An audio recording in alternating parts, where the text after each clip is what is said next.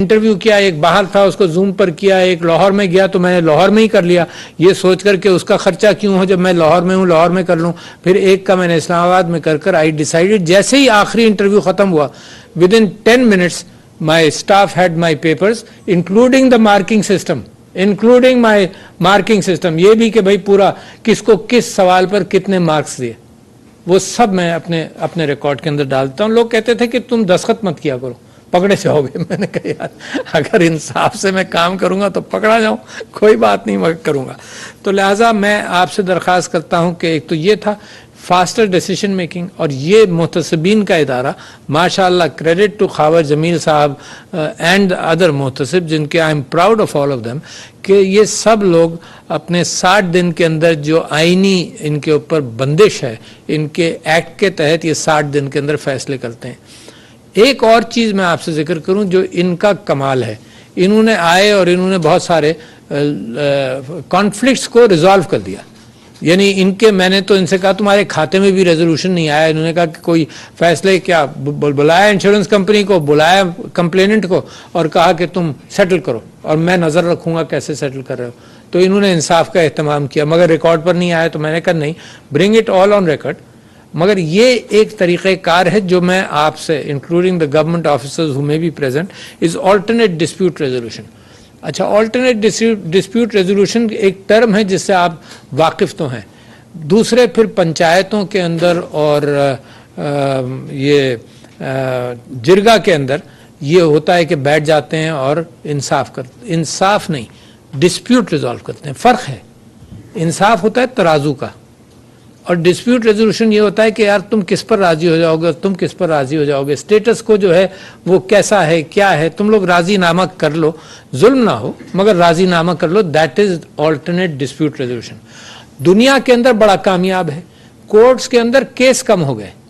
England کے اندر 20 سال پہلے، 30 سال پہلے ڈھول بجا بجا کر جو ان کا طریقہ ہے، گاؤں میں اور ولیجز کے اندر یہ بات کہی گئی کہ دیکھو اپنا مقدمہ عدالت میں نہیں لے جاؤ، کئی سال لگیں گے، آپس میں ریزالو کرو اور وہ ریزولوشن پھر کورٹ اس کے اوپر مہر لگائے گا. تو بہت سارا پریشر کورٹس میں اور سیشن کورٹ میں اور مقدمات سے ہٹ گیا. کوئی لوگ تلاش کرتے ہیں نا کہ کوئی یار مسئلہ حل کر دے، اتنا سمپل سا ہے. آپس میں بھائیوں میں جھگڑا ہو جاتا ہے تو وہ انتظار کرتے ہیں کوئی بزرگ بیچ میں پڑھ کر حل کر دے. اور سندھ کے اندر تو ایک بڑی اچھی روایت ہے کہ لوگ بیٹھ کر جرگہ بٹھا کر یا پنچایت بٹھا کر بہت سارے معاملات سیٹل کرتے ہیں. اچھا، قانون بھی پاس ہو گیا. قانون یہ پاس ہوا 2017 کے اندر، جس کے اندر میرا بھی حصہ بہت تھا. یہ پاس ہوا کہ 50 لاکھ سے کم کے سارے کیسز جو ہیں وہ اے ڈی آر میں جانے چاہیے. اچھا، تو زاہد حامد صاحب تھے لا منسٹر، میں اپوزیشن میں تھا، تو بل میں لایا، تیاری میں نے کی، ایکس چیف جسٹس سے سعید الزما صدیقی صاحب، ان کے ساتھ مل کر تیار کیا.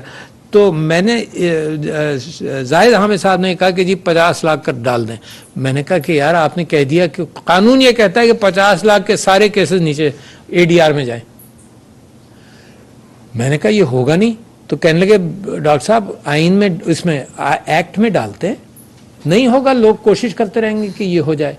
اچھا، تو اگر اے ڈی آر ہو جائے، آج کل یہ وفاقی محتسب کا ادارہ سب سے زیادہ ایفیکٹو ہے اے ڈی آر میں، اور یہ جو انشورنس محتسب ہیں ہمارے دوست، یہ سب سے زیادہ اس کے اندر ایکٹیویٹی لیتے ہیں.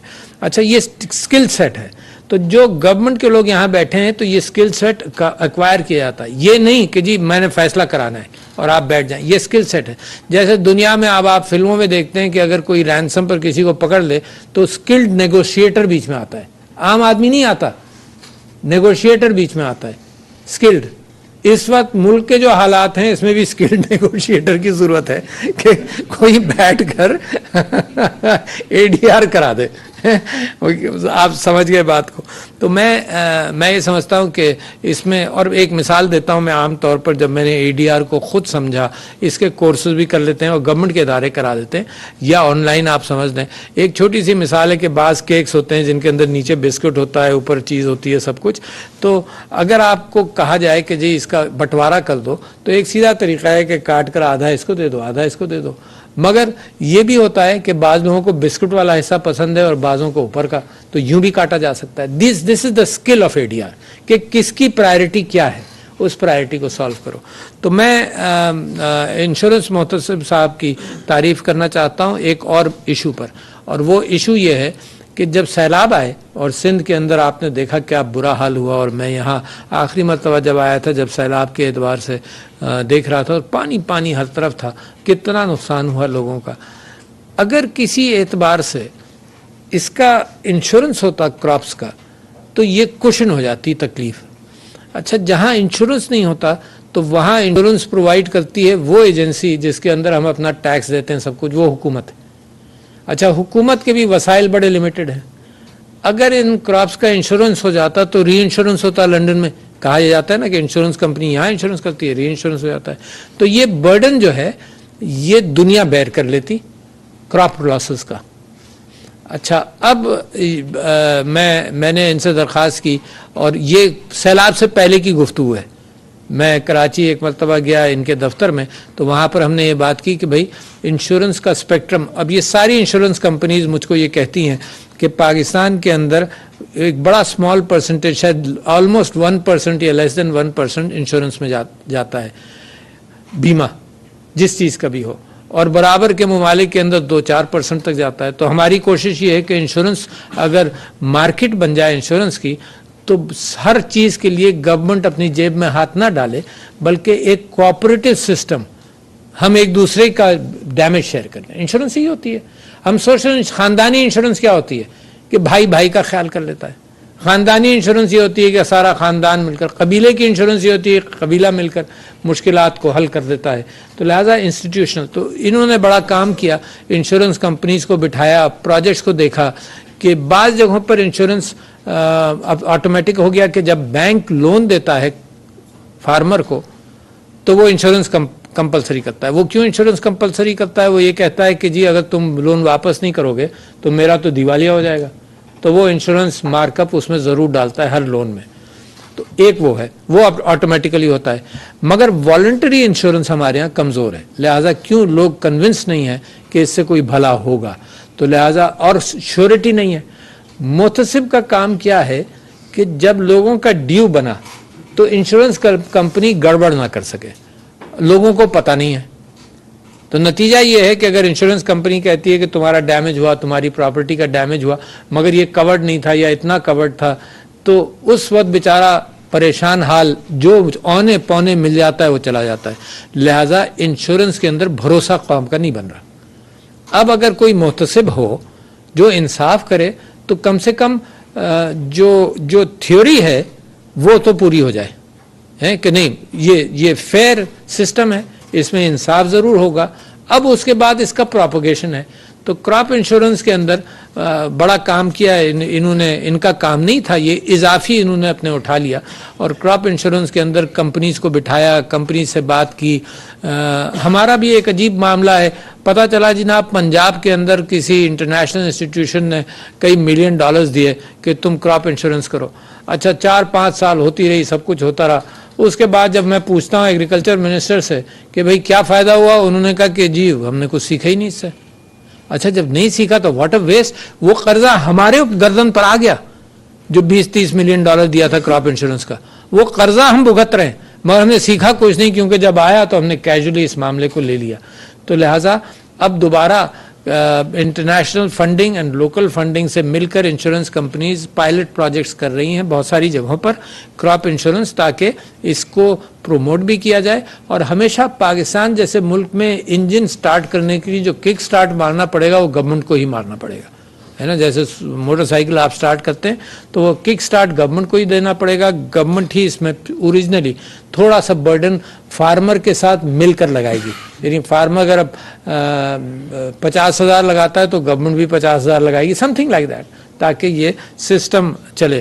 میں ان کی آپ کے یہاں اب سکھر کے اندر جب دفتر کھل جائے گا تو 2 چیزیں اور ہیں. ایک چیز تو لوگوں کو پتہ ہی نہیں ہے کہ انشورنس محتسب ہے بھی, اور یہ سارے محتسبین کے لیے میں آپ کے سامنے رکھ رہا ہوں. آپ کے یہاں فیڈرل وفاقی محتسب کا دفتر بھی ہے یہاں سکھر میں, اور وہ بھی کمپلینٹس لیتے ہیں. اور پچھلے 1 ہفتہ پہلے فیڈرل وفاقی محتسب میرے پاس اپنی رپورٹ لے کر آئے تھے, اور اس سال ان کی کمپلینٹس کی تعداد 40% اس سال بڑھی ہے، کیونکہ ہم سب نے مل کر یہی کوشش کی کہ لوگوں کو پتہ نہیں ہے. اب فیڈرل انشورنس کے اندر 170 ادارے آتے ہیں جو سکھر میں موجود ہیں.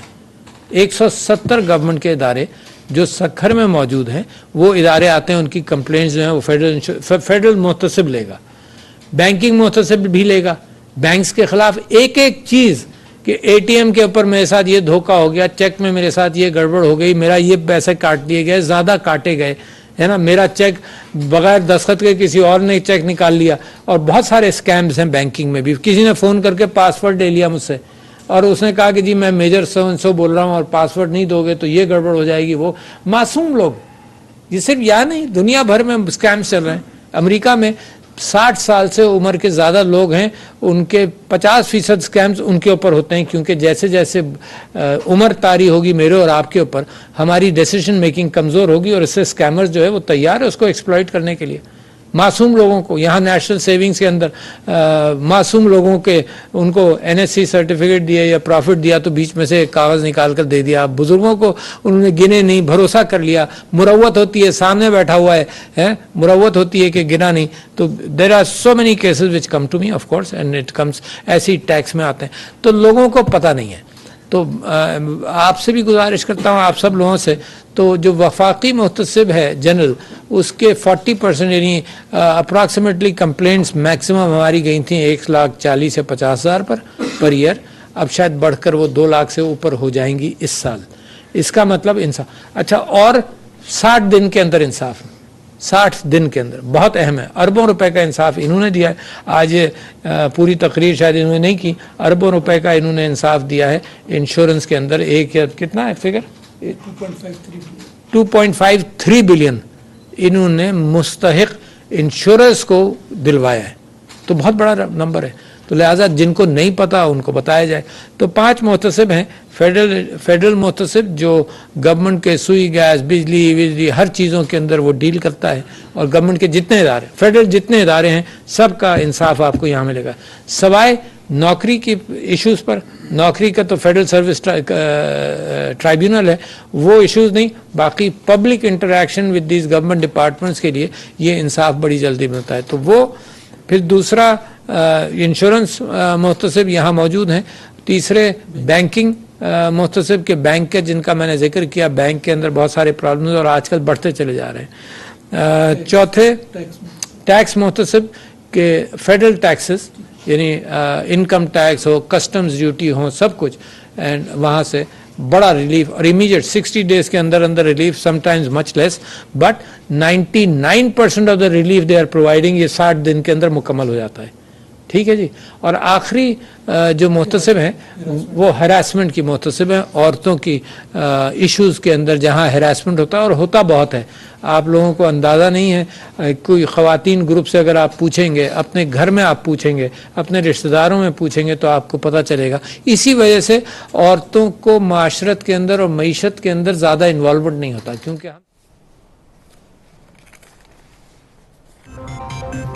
پارلیمنٹ کا مشترکہ اجلاس کل میں نے فٹافٹ انٹرویوز کیا اور within a week interview کیا. ایک باہر تھا اس کو زوم پر کیا، ایک لاہور میں گیا تو میں نے لاہور میں ہی کر لیا، یہ سوچ کر کہ اس کا خرچہ کیوں ہو جب میں لاہور میں ہوں، لاہور میں کر لوں. پھر ایک کا میں نے اسلام آباد میں کر کر آئی ڈیسائیڈڈ. جیسے ہی آخری انٹرویو ختم ہوا with in 10 minutes my staff had my papers including the marking system, including my marking system, یہ بھی کہ بھائی پورا کس کو کس سوال پر کتنے مارکس دیے، وہ سب میں اپنے ریکارڈ کے اندر ڈالتا ہوں. لوگ کہتے تھے کہ تم دستخط مت کیا کرو، پکڑے جاؤ گے. میں نے کہا یار اگر انصاف سے میں کام کروں گا تو پکڑا جاؤں، کوئی بات نہیں، میں کروں گا. تو لہٰذا میں آپ سے درخواست کرتا ہوں کہ ایک تو یہ تھا فاسٹر ڈیسیشن میکنگ، اور یہ محتسبین کا ادارہ ماشاءاللہ کریڈٹ ٹو خاور جمیل صاحب اینڈ ادر محتسب جن کے I am proud of all of them کہ یہ سب لوگ اپنے 60 دن کے اندر جو آئینی ان کے اوپر بندش ہے، ان کے ایکٹ کے تحت یہ 60 دن کے اندر